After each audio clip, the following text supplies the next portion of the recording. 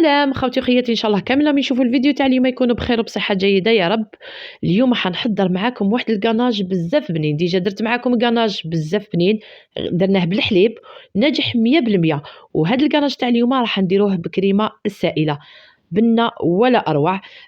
شوفوا، يصلح لجميع الحلويات، يصلح كتزيين، يصلح كحشو، في لي كيك ديزاين، في لي صابلي بريستيج، في التحليات. أي حلوة حبيتي فيها ذوق الكراميل هذا الكاناج راهو ليك. فقط راح نقول لك معلومة، إذا حبيتي بالنسبة للمبتدئات تنجحي في الوصفة تاعك، ما عليك غير تشوفي الفيديو للأخير، لأنه أي تفصيل صغير تقولي ما راهوش مهم، ولكن هو اللي يقدر يخلي الوصفة تاعك تنجح، كيما هو اللي يقدر يخلي الوصفة تاعك ما تنجحش. يعني أي وصفة نمدها في كوزينة حلاوة يعني تكون ناجحة 100% ومعتمدة عندي في الطلبيات نتاوعي. يعني طيب بكميات كبيرة ونخبيها في علب كي نحتاجها تكون واجدة. هاد الكاناج يصلح مدة 6 أشهر، ما تخافيش. إذا المقادير راح تشوفوهم أسفل الفيديو، حنكتبها لكم من الفوق. أعتذر لأنه تفصل المقطع تاع المقادير. شوفوا، بعد ما فرغت السكر تاعي غير يبدا يذوب هذاك السكر، نبدا نحرك بالملعقه هكذا باش نتحصلوا على كراميل يعني ماشي محروق وبزاف بنين. يعني يذوب تماما، ما تقعد لنا فيه ولا كتله تاع السكر. هذه الخطوه جد مهمه هكذا حتى يذوب تماما. كما عودتكم دائما انا السوائل ما نضيفهمش حتى نطفي النار هكذا باش ما يتحرقلناش. كما شفتوني ضفت الكاس الاول تاع الكريمه السائله، وحنضيف الكاس الثاني، هذا الكاس اللي يرفد 220 مليلتر كما راكم تشوفوا هكذا. بعد ما نضيف 2 كيسان تاع كريمه سائله رايحه نخلط غير بالعقل. كما نعرفوا الكراميل يعني شويه صعيب، لهذا وخري شويه روحك هكذا اللور كي تفرغي هذوك السوائل هكذا باش ما تحرقيش روحك. فقط حبيت نقول ملاحظه بالنسبه للمبتدئات، من الاحسن الكريمه تاعك سخنيها باش تضيفيها هكذا، يعني باش هذاك الكراميل يذوب تمتم، ويعني تمتم يذوب هكذا وتكملي تمتم. اما بالنسبه لي انا كنت مزروبه فضفتها هكذاك في حراره الغرفه، راح نروح لها غير بالعقل وراح تذوب لي كذلك. اذا هاوليك هذاك الكراميل داب لي تماما. هاد الخطوات كامل نديروها على نار تكون قليله، ما نزيدوش للنار، راح تكون قليله جدا. اذا بعد ما يذوبنا تماما هذاك الكراميل رايحه نضيف لها 3 ملاعق كبيره تاع الجلوكوز، ما تكونش معمره مليح، او 2 ملاعق يكونوا معمرين. اذا ما كانش متوفر عندك الجلوكوز تقدري ديري 3 ملاعق تاع العسل، ولكن يكون عاقد بزاف. بالنسبه للجلوكوز راح يعطي واحد التعليكه بزاف رائعه في الكاناج تاعك، وكذلك يعتبر كماده حافظه. اذا نحط هذاك الجلوكوز ونخلط حتى يذوب لنا تماما. هنايا راح نجيب قرصه تاع الملح، هاد القرصه تاع الملح صدقيني راح يخلي الكاناج تاعك بزاف بنين. اذا هنا راني حاسه مازال شويه جلوكوز ما دابش، لازم يذوب لنا تماما هذاك الجلوكوز. بعد ما يرفد الغليه الاولى غير يروح يغلي مره واحده نطفي عليه، يعني يغلي مليح نطفي عليه ونحيه من النار. هاوليك اذا نروح نجيب الشيكولا تاعي البيضاء بعد ما نكون ذوبتها بالطبع في حمام مائي، ولكن ما ندوبهاش بزاف. كما راكي تشوفي هنايا مازال فيها حبيبات. كما نعرفوا الشيكولا البيضاء يعني ما تتحملش بزاف الحراره، راح تذوب لنا مع هذاك الكراميل وراح تذوب لنا تماما. نقعد نخلط هكذا حتى يعني يختفيو جميع هذوك الحبيبات تاع الشيكولا، يعني الكراميل راهو سخون والشيكولا راهي دايبه، راح تذوب لنا بكل سهوله. إذا في هذا الفيديو راح نرد على 2 هكذاك التعليقات بالنسبة للكاناج اللي درناه بالحليب. هذاك الكاناج اللي درته بالحليب صراحة ناجح 100%، كاين بزاف اللي نجح معاهم. وكذلك الكاناج هذاك اللي درته بالحليب يعني معتمد عندي بزاف، ماشي 10 ولا 20 مرة اللي مجرباتو ومولفة نديرو في الطلبيات نتاوعي. يعني فقط حنقول لكم معلومة، يعني كيما يقولوا ما نحبش الخسارة ليا، ما نحبهاش بالطبع ليكم. اما بالنسبه لهذوك 2 تاع الكومونتير، وحده قالت لي باللي جاني جاري، نقولها يا ما درتيش المقادير سوا سوا، يا ما تقيتيش مده الطهي تاعها، يعني ما شتيش الفيديو للاخير. والاخرى اللي قالت لي لو كان غير ما جربتوش والكلام من هذا، هذيك نقولها لو كان تبعتي الفيديو من الاول للاخير وما زابيتيش يعني ابدا ما ينجحلكش. يعني راني متاكده 100% لو كان وحده مبتدئه تشوف الفيديو من الاول للاخير رايحه ينجح معاها 100% ويخرج لها يعني كيما الكاناج اللي درته. يعني ما باليش كيما هادوما اللي يقولوا هكذايا، معليش المهم فقط رديت لهم يعني بالنسبة لهم. وحاجة اللي نقولها لكم صراحة والله العظيمة، ما حش نعطي وصفة إلا إذا كنت متأكدة منها، يعني متأكدة منها مليار بالمية، يعني ماشي 100%، مليار بالمية.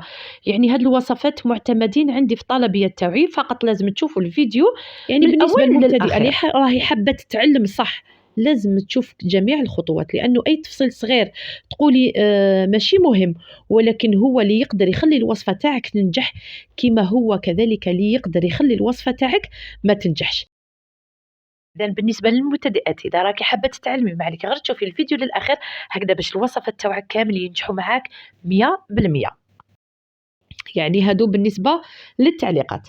أما بالنسبة لهاد القناج بنين، يعني خاصة بنين كي درناه بكريمة السائلة راني كثرت عليكم على بالي، ولكن فقط حبيت نوضح معلومة بالنسبة للوصفات اللي نمدهم في كوزينتي وهي كوزينة حلاوة، وإن شاء الله أيامكم دايما حلوة معايا. أما بالنسبة للمتتبعين ديالي نقول لهم شكرا جزيل الشكر على التعليقات تاعكم الرائعة اللي بها تشجعوني في المواصلة. بعد ما دبت لنا هذيك الشيكولا نعاود نولي للفيديو تاعنا، بعد ما دبت لنا جيدا هذيك الشيكولا رايحة نضيف لها 4 ملاعق كبار تاع الزبدة، يعني يكونوا معمرين بهذه الطريقة ماشي معمرين مليح. يعني شوفوا الكراميل يقعد مدة طويلة وهو سخون، يعني يحكم السخانة كما يقولوا. من بعد نروح نجيب 100 غرام تاع شيكولا سوداء نقطعها قطع صغيرة هكذا باش تجينا سهلة باش تذوب، خاصة إذا كنا في فصل الشتاء. إذا ما كانش عندك الميزان رايح أنا استعملت هنا دادا، راح تجيبي هكذا مرصو واحد، هذا هو 100 غرام، راح تقطعيه قطع صغيرة وتضيفيها للقناج تاعك. بالنسبة للشيكولا تقدري تذوبيها في حمام مائي، بالنسبة لي يعني على جال الفيديو راني مزروبة فقطعتها قطع صغيرة راح تذوب لي في هذيك الحرارة تاع الكراميل. من بعد نخلط جيدا حتى تذوب لنا شوية، من بعد كما راكم تشوفوا وجدت البغا ميكسور راح نميكسي الكل مع بعض، عذرا رايحة نميكسي الكل مع بعض حتى نتحصلوا على قناج يكون لامع.